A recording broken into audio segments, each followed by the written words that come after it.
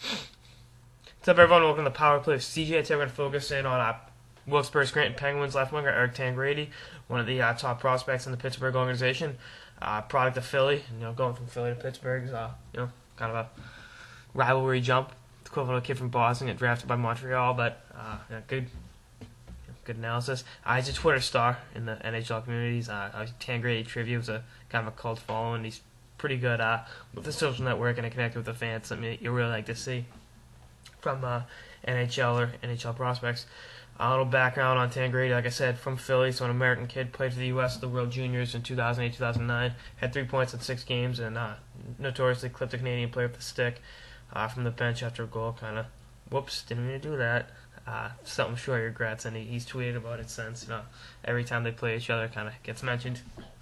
Every time Canada and the U.S. play each other, WJC, which has been 3 times since then, so it gets brought up. Belleville Bills product. Got drafted in the second round by Anaheim in 2007, a Brian Burke type player. Like I said, 6'4", 220. It's a Burke type player. Got traded to Pittsburgh in the Chris Kunitz deal with Kunitz for Ryan Whitney, and Kunitz has been playing in Pittsburgh, playing very well ever since. I think Pittsburgh won that trade because Whitney didn't even last a full calendar year in Anaheim. Played in Wilkes-Barre in 2009-2010, had 39 points, 65 games, which is remarkable.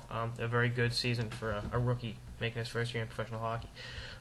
Then last year, played 15 games with the Penguins and had 3 points, not exactly what they were looking for. And then in the AHL last year, had 33 points in 42 games. And then this year, more of the same, 25 points in 30 games in the A. Pittsburgh, when they made the trade for him, expected him to be a power forward to play alongside Malkin and Crosby, much like Kevin Stevens did with Mario and Ron Francis back in the day. But power forwards take longer to develop. It's just nature of the beast. When you're going from playing against boys to playing against men, you can physically dominate kids and juniors, but those players in the NHL and even the AHL, they might be smaller in stature than you, but they're just as strong, if not stronger, almost every time. So that's something you got to make the adjustment to in the professional level. Tangradi's done that to a certain degree. The NHL, he's struggled. I watched him play in the playoffs last year for Pittsburgh, and he really struggled that one game. And I think that's part of the learning curve. You look at some of the great power forwards over the years. Cam Neely took a few years to get established. Guys like that, even like Brian Boyle of the New York Rangers is a power forward, so to speak. He took a while to get developed, and I think there's no shame in that. There's a definite. The kid's he'll be 23 next month, so he's still very early along in his development. He's going to be a great player. James Neal getting hurt, one of Pittsburgh's top snipers. I think he can fill in for Neal. He's a very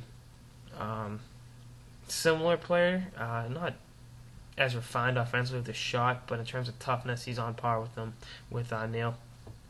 He was productive, very productive in juniors. Had 88 points last year at Belleville and going on 60 PIMs in 55 games.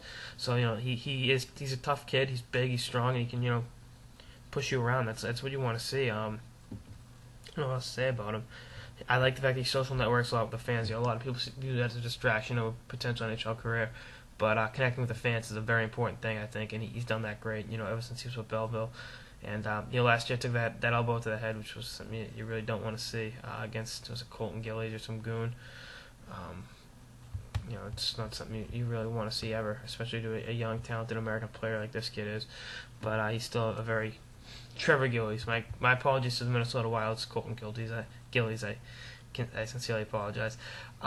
But like I said, he's a great young forward that's really just starting to figure out his game. And I think when he gets to the show for good, he'll be very good and be, what Crosby's career is kind of obviously up in the air, but Pittsburgh still got 2 great young centers and Evgeny Malkin and Jordan Staal. So they Tanger can fit right in with both those big guys very well and bring his physical and offensive flares to Pittsburgh and really be a blue-collar fan favorite amongst the Penguins faithful, I'm sure, who love, like I said, a guy that can work the corners and still go in and score a pretty goal. The tip-ins, the tap-ins, and deflections when you're 6'4", 225 is the way you got to score. So hopefully he refines his shot a little more and can become a possible 25, 30 goal scorer. So we'll see.